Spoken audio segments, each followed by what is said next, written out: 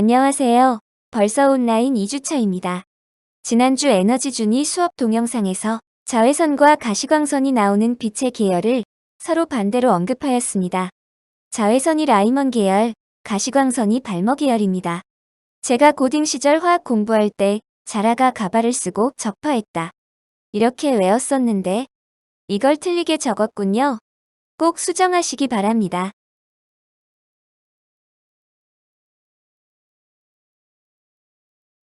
에너지띠에 이어서 반도체에 대해 알아봅시다. 지난 시간에 반도체는 어떤 물질이라고 배웠었나요? 말 그대로 도체와 절연체의 중간 정도의 전기 전도성을 갖는 물질이었죠. 보충 설명하면 전도띠와 원자가띠의 간격인 띠간격이 절연체보다 좁아서 적당한 에너지를 흡수하면 원자가띠에 있는 전자가 전도띠로 전이할 수 있는 물질을 의미합니다. 최근에는 반도체라고 하면 주로 전자제품에 들어가는 칩을 의미하는 경우가 많은데 CPU, 메모리와 같은 전자칩이 주로 반도체 물질로 만들어졌기 때문에 의미가 확장되어 쓰이는 것입니다. 그럼 생활 속에서 쓰이는 반도체 중 가장 간단한 다이오드라는 전자 부품이 어떤 과정을 거쳐 만들어지는지 알아봅시다.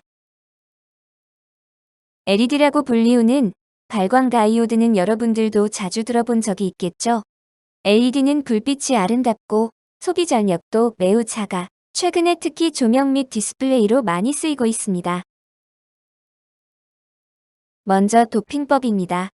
반도체 물질을 그대로 이용하기엔 전기 전도성이 좀 떨어지기 때문에 순수 반도체에 미량의 다른 물질을 첨가하여 전기 전도도를 향상시킵니다.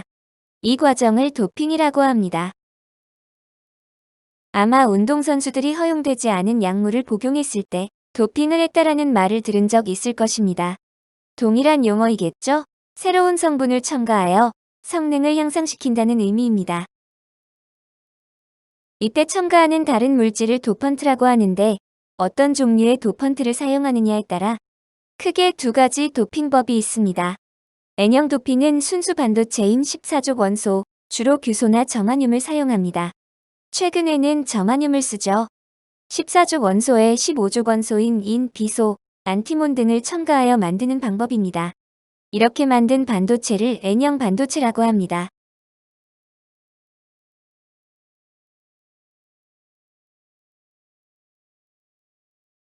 옵텍 규칙에 의하면 8개의 전자가 최외각에 있을 때 안정하므로 저마늄의 원자가 전자 4개와 N형 도펀트의 원자가 전자 5개가 공유결합에 참여하여 8개까지 공유결합에 사용되고 전자가 하나 남게 됩니다. 이 남은 전자가 반도체 내에서 자유전자 역할을 하게 되고 전하의 주 운반자가 됩니다. 전자는 음의 성질을 띠고 있으므로 네거티브의 첫 글자 N을 따서 N형 도핑이라고 이름을 붙였습니다. 다음은 P형 도핑과 P형 반도체입니다. 역시 순수 반도체 또는 진성 반도체인 규소나 저마늄에 15족 원소인 알루미늄, 붕소, 인듐 등의 도펀트를 첨가하여 불순물 반도체를 만드는 도핑법입니다. 이번에는 공유결합 시 전자가 하나 부족하게 되는데요. 부족한 전자구멍 한 개는 이전 시간에 배운 양공에 해당되고 이 양공이 반도체 내에서 이동하면서 전하운반자 역할을 하면 전기전도성이 향상됩니다. 양공은 양의 성질을 띠고 있으므로 포지티브의 첫 글자 P를 따서 P형 도핑입니다. 두 가지 도핑법의 원리와 그림을 잘 알아두시기 바랍니다. 이제 이 두 종류의 반도체를 가지고 만든 전기소자에 대해 알아봅시다. 물리학원에서는 가장 간단한 다이오드만 다루고 있지만 그 외에도 트랜지스터 및 직접 회로가 있습니다. 다이오드는 P형 반도체와 N형 반도체를 접합시킨 후 그 양단에 전극을 붙인 것입니다. 이때 양극을 어노드, 음극을 캐소드라고 합니다. 먼저 순방향 연결입니다. P형 반도체 쪽에 플러스 전원, N형 반도체 쪽에 마이너스 전원을 연결했을 때입니다. 이렇게 되면 P형 반도체에 있는 양공은 음극 쪽으로, N형 반도체에 있는 자유전자는 양극 쪽으로 이동하게 되므로 PN 접합면에서 양공과 자유전자가 결합됩니다. 양공과 자유전자가 계속 이동하면서 결합이 일어나므로 전류가 잘 흐르겠지요. 이렇게 전류가 잘 흐르도록 걸어준 전압을 순방향 전압 또는 순방향 바이어스라고도 합니다. 역방향 연결은 순방향 연결과 반대로 P형의 마이너스 전원, N형의 플러스 전원을 연결했을 때입니다. 이러면 양공과 자유전자의 아름다운 만남이 일어나지 않게 됩니다. 극성 때문에 Pn 접합면에서 서로 멀어지게 되기 때문입니다. 전류가 흐르지 않게 걸어준 전압을 역방향 전압 또는 역방향 바이어스라고 합니다. 실은 역방향 연결 시에도 일정 전압 이상이 되면 전류가 흐르는 제너 다이오드라는 특별한 다이오드도 있습니다. 이 성질을 이용해 회로를 안정화시키는 용도로 쓰이는데 고교 과정에서는 그냥 역방향은 전류가 안 흐름 이렇게 알아두시기 바랍니다. 그럼 다이오드는 어떤 용도로 쓰일까요? 아마 전류의 흐름이나 양을 조절하는 용도이겠죠. 그 중 하나가 정류작용입니다. 우리가 전기를 사용할 때 발전소에서 사인파 형태의 교류를 받아 사용하고 있습니다. 교류를 대개 얼터너티브 커런트의 약자 AC라고 표기합니다. 교류를 전기 제품에 그대로 쓰면 전류값이 수시로 변하므로 회로에 큰 무리가 가겠죠. 그래서 직류, 다이렉트 커런트의 약자 DC입니다. 로 바꿔 쓰는데 이때 필요한 것이 흔히 파워 서플라이나 어댑터라고 불리우는 직류 전원 공급 장치입니다. 이 전원 공급 장치의 필수 부품이 다이오드입니다. 보통 우리가 사용하는 각종 어댑터들은 220V를 20V 아래로 낮추는 변압 기능과 교류를 직류로 바꾸는 정류작용을 같이 하는 편입니다. 예를 들면 휴대폰을 충전하는 USB 어댑터는 콘센트에서 220V, 60Hz 교류를 공급받아 5V 전압으로 변압하고 2A짜리 직류로 정류해주는 역할을 하고 있습니다. 아래 그림에서 순방향과 역방향 연결 시 전공과 전자의 이동 방향을 보시기 바랍니다. 또 다이오드를 통과한 교류, 즉 사인파형의 입력 전류가 다이오드를 통과하고 나서 역방향인 아래 파형이 사라진 모습도 문제에 자주 출제되는 그림입니다. 아마 다이오드를 주변에서 가장 많이 볼 수 있는 예시가 발광 다이오드, 즉 LED입니다. 라이트 에미팅 다이오드의 약자인데요. 말 그대로 전류가 흐를 때 빛을 방출하는 다이오드입니다. 아까 순방향일 때 PN 접합면에서 전자가 양공과 결합한다 라고 했는데요. 이때 전자가 에너지를 잃고 양공과 결합할 때 잃은 에너지에 해당하는 빛을 방출하는 다이오드입니다. 발광 다이오드는 어떤 화합물을 반도체 재료로 사용하느냐에 따라 P형 반도체와 N형 반도체 사이 에너지 차이를 다양하게 만들 수 있습니다. 이 에너지 차이에 따라 전자가 전이할 때 방출하는 빛의 색깔이 달라지게 됩니다. 에너지 차이가 작을수록 붉은색, 클수록 파란색 계열의 빛이 나게 되겠죠. 특히 발광 다이오드는 소모 전력이 작고 수명이 길며 작은 크기로 제작할 수 있어 각종 영상 표시 장치나 리모컨 조명 장치로 널리 사용되고 있습니다. 디스플레이의 양대 산맥이 LCD와 OLED인데 OLED는 바로 유기발광 다이오드의 줄임말입니다. 각자 장단점이 있어서 아직도 둘 다 사용되고 있습니다. 마지막으로 여러 개의 다이오드를 이용한 정류회로의 실제입니다. 전파 정류회로라고 합니다. 제가 대학 시절 전자회로 실험 수업에서 실제로 만들어 보았었는데 안정적인 정류회로를 만들기 위해서는 다이오드 이외에도 더 많은 부품을 사용해야 합니다. 일단 아래 그림을 보면 다이오드를 4개나 사용하였습니다. 그 이유는 하나만 사용했을 때에는 역방향 연결 시 전류가 흐르지 않으므로 비효율적이기 때문입니다. 그래서 그림과 같이 4개의 다이오드를 사용해 회로를 구성하면 A방향으로 전류가 흐를 때 D2와 저항, D4를 지나 음극으로 전류가 흐릅니다. 반대로 B방향으로 전류가 흐를 때 D3와 저항, D1을 지나는 방향으로 전류가 흐릅니다. 저항의 입장에서 전류의 방향을 생각해보면 모두 위에서 아래쪽으로 일정하게류 전류가 흐르게 되므로 순방향과 역방향 모두 전류의 방향이 바뀌지 않습니다. 마치 사인 함수의 절대값을 씌운 것과 유사한 파형을 얻을 수 있습니다. 파형을 눈으로 보고 싶으면 오실로스콥스라는 장치를 사용하는데 오프라인 계약하면 직접 보도록 하죠. 일단 100% 전류를 활용하는 데까지는 성공했는데 크기가 계속 변하므로 이 정도로는 직류라고 할 수 없습니다. 진정한 직류는 일정한 전압과 전류를 의미하는 것이니까요. 그래서 물리학 2에서 배우는 축전기의 역할이 필요합니다. 거기서 알아봅시다. 이제 문제를 보겠습니다. 26번 2012학년도 수능 12번입니다.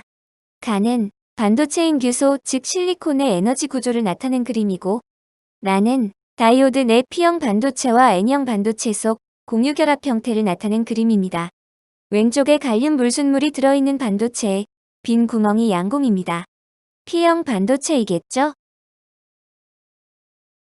그러므로 오른쪽 반도체가 N형 반도체이고 A 불순물 주변에 자유전자가 보이는 것도 확인할 수 있습니다. 기억에서 원자 갓띠는 여러 개의 에너지 준위가 미세한 차이를 두고 모여서 생긴 것이므로 에너지는 모두 다릅니다. 틀렸습니다. 니은 불순물 A를 첨가한 반도체는 N형 반도체이므로 A의 원자가 전자는 5개입니다. 맞았습니다. 디귿 다이오드의 순방향 전압을 걸면 P형 반도체의 양공과 N형 반도체의 전자는 PN 접합면 쪽으로 이동합니다. 맞았습니다. 정답은 니은과 디귿 4번입니다.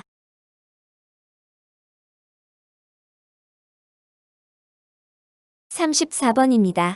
반도체 속 불순물의 결합 형태를 보니 A는 자유전자가 생기는 N형 반도체, B는 양공이 생기는 P형 반도체입니다. 그리고 나 그림에서는 전지의 극을 읽어서 순방향인지 역방향인지를 따져야 합니다. 얇고 긴 쪽이 플러스, 굵고 짧은 쪽이 마이너스인 것 다 아시겠죠? 일단 기억해서 A는 N형 반도체이므로 틀렸습니다. 니은에서 B는 P형 반도체이므로 양공이 전하운반자입니다. 맞았습니다. 디귿에서 그림 나의 연결 상태를 따져봅시다. 전지의 플러스 극이 반도체 A, 즉 N형 반도체 쪽에 연결되었는데 그러면 역방향 연결입니다. 맞았습니다. 니은과 디귿이 맞았으므로 정답은 4번입니다.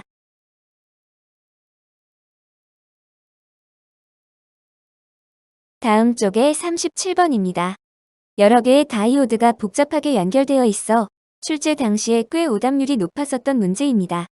스위치 A에 연결되었을 때와 B에 연결되었을 때 켜지는 LED를 보고 순방향과 역방향을 알아야 합니다.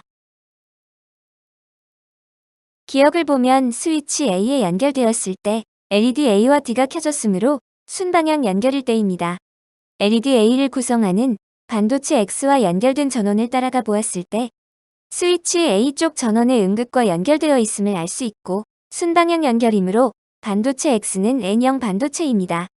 맞았군요.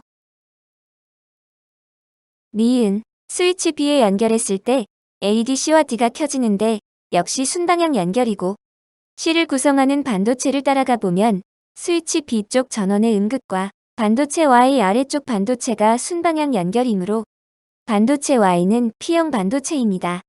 그리고 양공이 전하운반자입니다. 맞습니다. 디귿 스위치 A와 B에 연결되었을 때 전류의 방향을 각각 따져봅시다. A에 연결 시 전류의 방향은 LED D에서 저항, LED A 순입니다. 왼쪽으로 흐릅니다. B에 연결 시 전류의 방향은 LED B에서 저항, LED C 순입니다. 역시 왼쪽으로 흐르므로 전류의 방향은 동일합니다. 틀렸습니다. 기억과 니은만 맞으므로 정답은 3번입니다. 19번입니다. 이 문제도 스위치를 통해 서로 반대 방향의 전압을 다이오드에 걸어주는 문제입니다. 추가적으로 저항의 병렬 연결 시 합성 저항의 크기 변화도 알아야 하는데요. 일단 문제에서 가장 중요한 정보는 스위치 A에 연결했을 때 점 C에 흐르는 전류의 세기가 더 크다 입니다. 이 말이 무슨 뜻일까요? C점에 더 큰 전류가 흐르려면 저항의 크기가 작아져야 하는데 이는 저항 R1과 R2에 모두 전류가 흘러서 저항의 병렬 연결이 되고 합성 저항이 작아진다는 것을 의미합니다. 단순하게 생각해서 병렬 연결에서는 동일한 전압이 걸리므로 R1에 흐르는 전류와 R2에 흐르는 전류가 합쳐진다. 이렇게 생각해도 틀리진 않습니다. 마침 저항 R1 쪽에 다이오드가 연결되어 있으므로 스위치 A에 연결했을 때의 전류가 흐른다면 그때가 순방향 연결이라는 말을 아주 어렵게 돌려서 말한 것입니다. 이 내용을 알았으면 문제는 다 푼 것과 같습니다. 기억, 스위치 A 연결 시 순방향이므로 A에 연결된 전원의 플러스극을 따라가면 반도체 X가 나옵니다. 그림으로 X는 P형 반도체가 맞습니다. 니은 A 연결 시 순방향이고 양공과 자유전자가 Pn 접한 면에서 아름다운 만남을 갖습니다. 역시 맞습니다. 디귿 B 연결 시에는 역방향 연결이므로 저항 R1 쪽 회로 라인에는 전류가 흐르지 않습니다. 따라서 디귿은 틀렸고 정답은 기억과 니은 3번입니다. 마지막 5번 문제입니다. 그림에서 저항 A의 전류가 흐르는 방향을 보시면 반도체 X의 다이오드는 순방향 연결입니다. 기억에서 전원을 극성을 보면 반도체 X는 P형 반도체이므로 주로 양공이 전류를 흐르게 한다. 맞습니다. 니은 반도체 Y의 다이오드는 역방향 연결이고 따라서 Y는 N형 반도체입니다. 틀렸습니다. 디귿이 좀 까다로운데요. 반도체 Y가 있는 다이오드 쪽으로는 전류가 흐르지 않습니다. 그러므로 회로를 다시 그리게 되면 저항 A와 C는 서로 직렬 연결이므로 합성 저항 ER, 그들과 병렬 연결된 저항 B는 그냥 저항 R이 됩니다. 어느 쪽으로 전류가 더 많이 흐를까요? 당연히 저항이 작은 B 쪽으로 더 많은 전류가 흐르게 됩니다. 저항의 병렬 연결 시 전압 일정, 전류는 저항에 반비례 중학교 때 전기 지식이 필요합니다. 디귿은 맞습니다. 정답은 기억과 디귿 4번입니다. 이상으로 전기 파트가 끝났습니다. 마지막에 다이오드 회로 문제에서 옴의 법칙을 몰라서 틀리는 일이 없도록 복습을 철저히 해주시기 바랍니다. 다음 진도는 자기 파트의 시작인 전류의 자기작용입니다. 감사합니다.